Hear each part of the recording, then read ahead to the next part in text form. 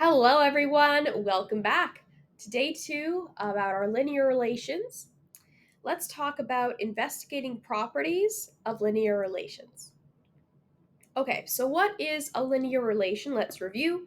A linear relation is a line, right? Basically, a linear relation is a line, or it represents a line, I should say. A linear relation represents a line. And also, a linear relation always has the form y equals mx plus b, where m is our slope and b is our y-intercept,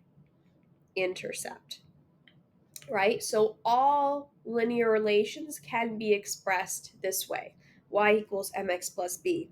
And so any equation that cannot be expressed in this way with some m and some b is not a linear relation and therefore doesn't represent a line on our graph. Because, of course, there's other types of relations, right? But this is the only one that represents the line. Okay, now let's talk about direct variation versus partial variation. So, what's the difference? So, direct variation is when we have y equals mx plus b, where b is equal to 0.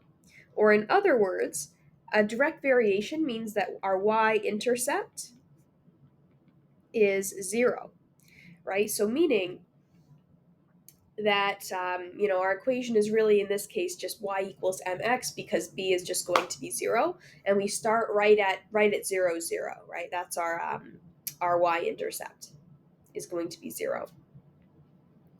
Okay. The next one is partial variation, and this is where we have y equals mx plus b, where b does not equal to 0. So therefore, our y-intercept is not 0. So I'm going to give an example of this. Let's say, for example, that John goes to work and he makes $20 per hour. So, let's say he works 0 hours, he makes $0. So that would be direct variation because it's directly proportional to how many hours he's working. If he works 1 hour, he makes $20. If he works 2 hours, he makes $40. He works 3 hours, he makes $60, and so on. Whereas, let's say somebody else has like a base salary plus commission for everything they do, for example. Well, in that case, that person's would be partial variation because it's going to be a certain amount of money fixed no matter what that they get. So, regardless how much or how little they work, and then plus extra money for every sale made. So, for example, let's say that somebody's base salary is, you know, $50 per day. You get $50 per day no matter what. Plus, for every sale you make, you get an additional, let's say, 10% commission per sale that you make. Well, in that case, we would have partial variation because our y-intercept is not 0. Our y-intercept is 50. That even if she makes 0 sales that day, she still gets $50 base salary. And then commission is just extra for making those sales, for example. And so that's kind of a real life example of this. Now let's go into some examples on the graphs. So for the examples on the graphs, how can we tell? We need to look at where the line hits the y-intercept. And if it hits the y-intercept, or if it hits the y-axis rather, at 0, 0, that means we have direct variation. However, in this case, it doesn't. It's at 25, so this would be partial variation because we're hitting the graph at 0, 25, not 0, 0. Now, scuba diver death, well, that looks like 0, 0, so that would be direct variation. Good. All right, what about this one? Let's see. This would be, let's see. This would be part our direct variation again.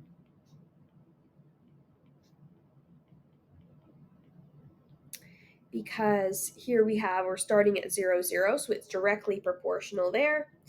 And then this last one, height of a ball, this is not applicable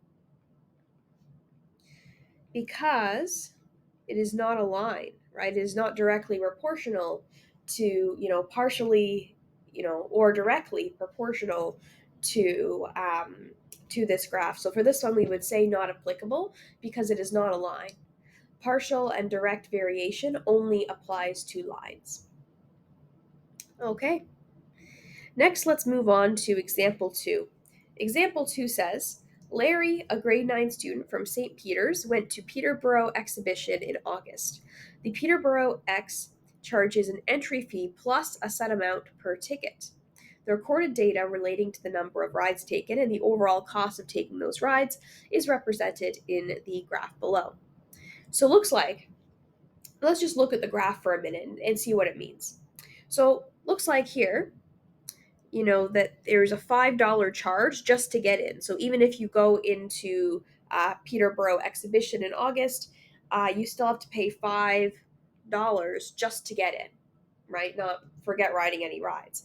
And then looks like for every ride you ride, you have to pay a fixed amount. So and looks like it's linear. So the more rides you ride, the more you have to pay, and it's directly proportional to the number of rides you do. So each ride costs the same amount of money. So it looks like it's just going to cost you maybe $16, looks like, for riding 5 rides. For 10 rides, looks like maybe $26, $27, um, and so on, right? And so we have this line here that's telling us about how much it's going to cost depending how many rides we decide to go on. So the value of the y-intercept here would be 5 because even if we go on 0 rides, it costs $5 just to go to the exhibition in general. What does the y-intercept represent in the situation? This represents the entry fee, right? And how do we know it represents the entry fee?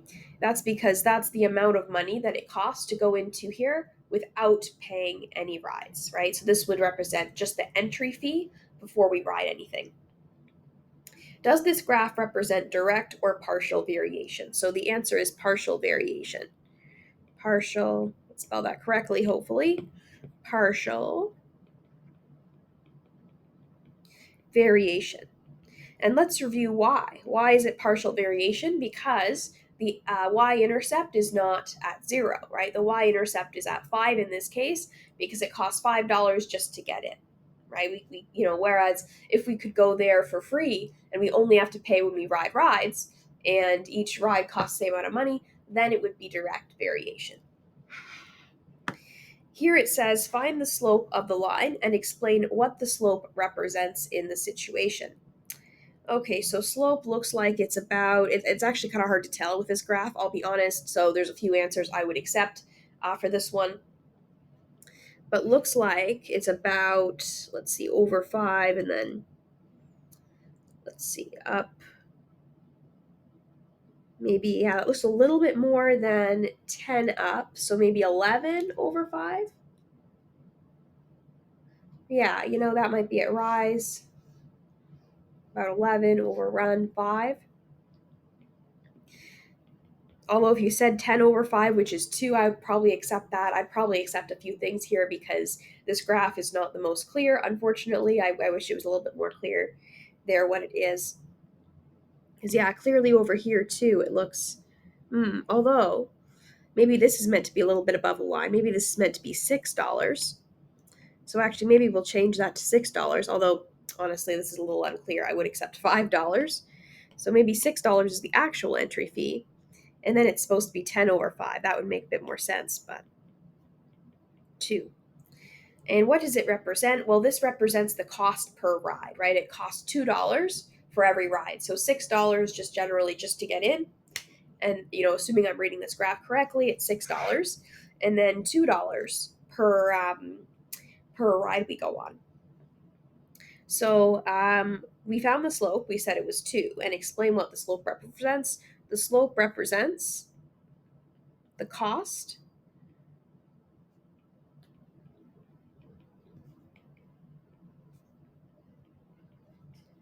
per ride. So it looks like it's $6 just to go plus $2 per ride. Then it says the equation of the line y equals mx plus b is what? And we have to use our examples from part A and D. So y-intercept, which is b, would be 6. So y equals something plus 6. and then mx. Well, what's m? We said m was 2, so it would be 2x plus 6, right? Because 2 times the number of rides we go on, and then plus 6 because 6 is just the entry fee. We have to pay a one-time entry fee no matter what. All right.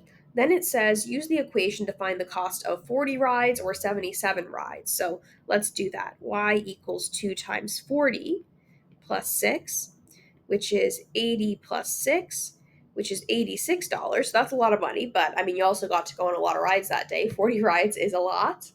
Awesome. And then 77 rides, that's going to cost even more money. That's going to be 2 times 77 plus $6 entry fee. So that's going to be, let's see, 140, 154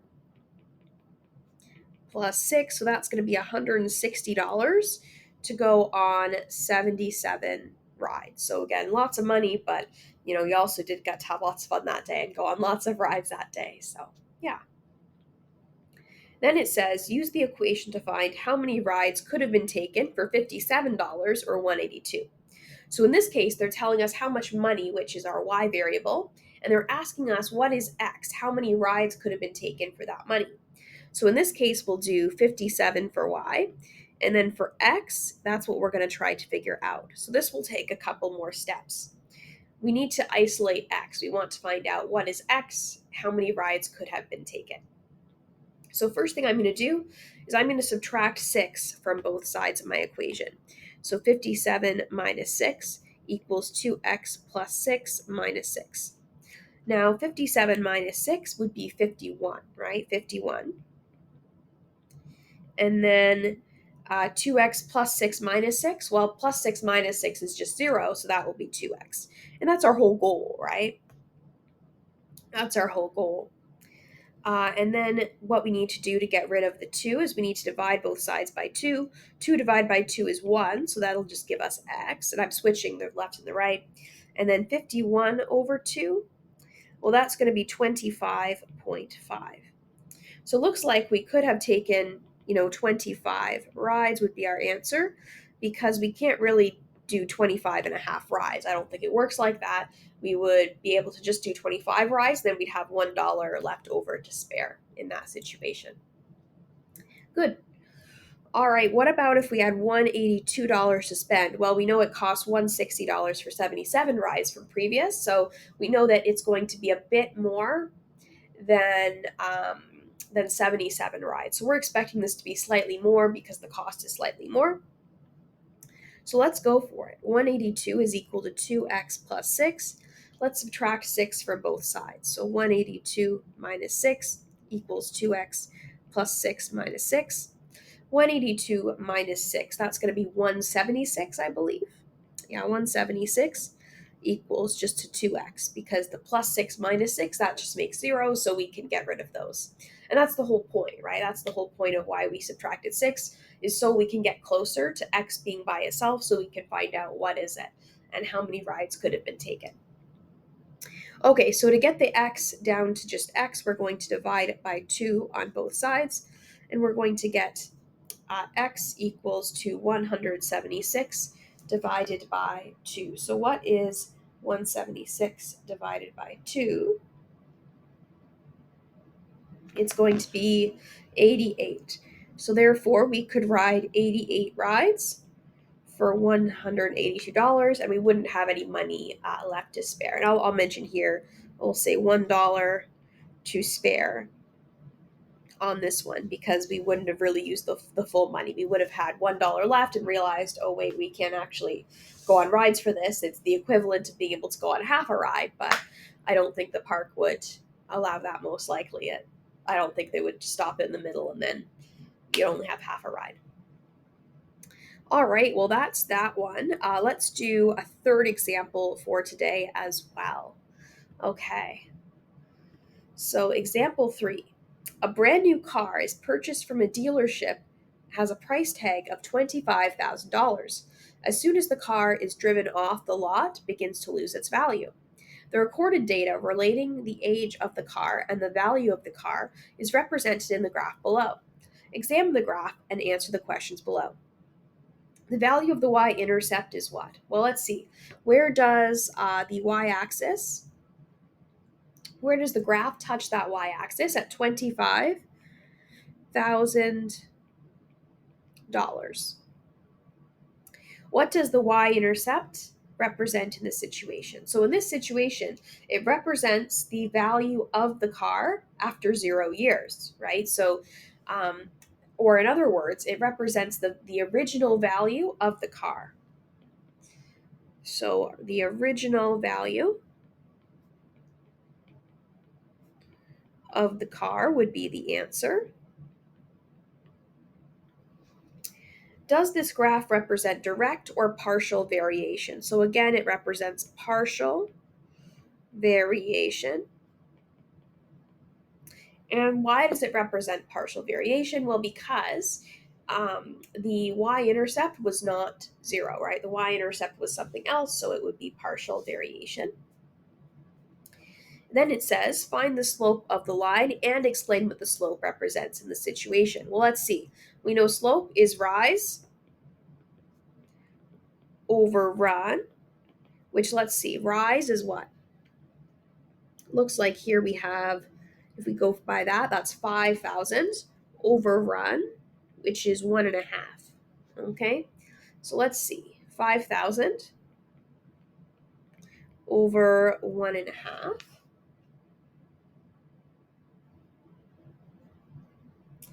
is going to be, we're going to round to the nearest whole number, 3,333. Very good. All right, so there's the slope. And basically, what does it represent in the situation? It represents the value lost, right? The depreciation, in other words. It represents the depreciation per year. So every year every year it depreciates by $3,333. Now, I do want to mention this graph is not that accurate because cars actually depreciate more in the first year and then less in the second year and then less in the third year, and so on. They appreciate the most in the first few years, and then as time goes on, they depreciate less and less. However, according to this graph, it depreciates the same every year, and the car depreciates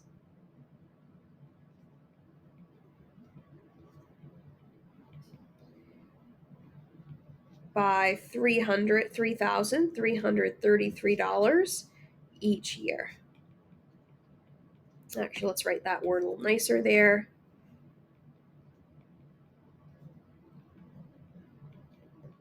Awesome. There we go. Letter E says the equation of the line is y equals to mx plus b. So what's our equation? Well, we know that our b value is 25,000, and we know our m value is 3,333. So therefore, our equation is going to be 3,333 times x, right, times the number of years we had the car for, plus 2,500.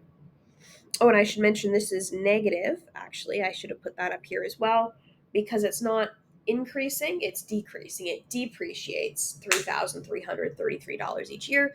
It does not gain value, right? Otherwise, a car would be a good investment, right? If you could just buy a car and sell it for a lot more than you bought it for a few years later. But it's the opposite way that it works, unfortunately. Okay, so use the equation to find the value of the car after 4 years. So let's do that. Y is equal to negative 3,333 times 4 plus 25,000. So let's find out what that is. That would be, let's see, $11,666.67. Okay. So it looks like in this case, the car is now only worth less than half of what it was purchased for, which makes sense. We took away $3,333 a few times. We took that away 4 times, and so now it's worth less money. Okay, now let's put y is equal to negative 3,333 times 6.5 after 6.5 years.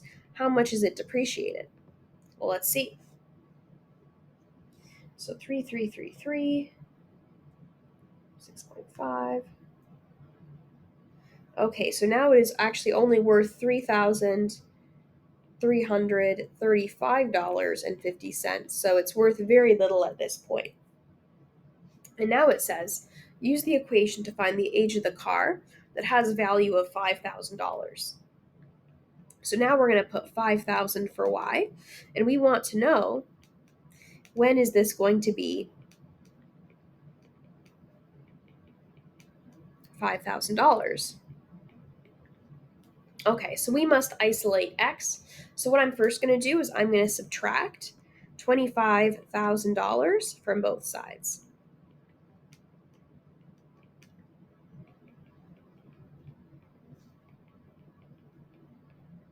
Okay, so on the left, we're going to get negative $20,000.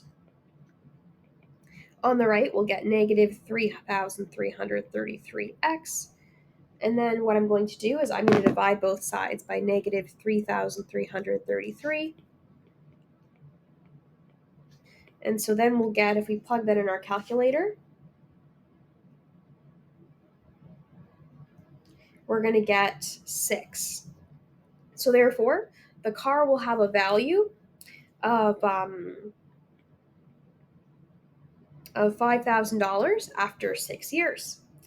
When will the car be worthless according to this equation? Now, actually, I'd argue no car is completely worthless. You probably could at least, get a few $100s for parts for it. But according to the equation, it would be worthless when y is equal to 0, right? When the value is 0. So 0 is equal to negative 3,333x plus 25,000. So that means negative 3,333x is equal to negative 25,000. And then we just have to do our division to get that x is equal to what? Let's see.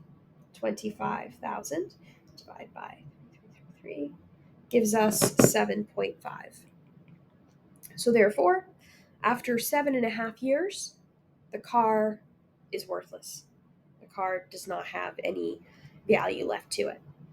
And that makes sense because after 6.5 years, it's over here. It only has about just over 3,333. So it makes sense that about 1 year later, it's going to end up being worthless, no longer having any value to it, according to the equation. Yeah, so that was direct and partial variation of linear equations. Next time, we will talk about another topic. But you have a great rest of your day, and we will see you for then. Bye, everyone.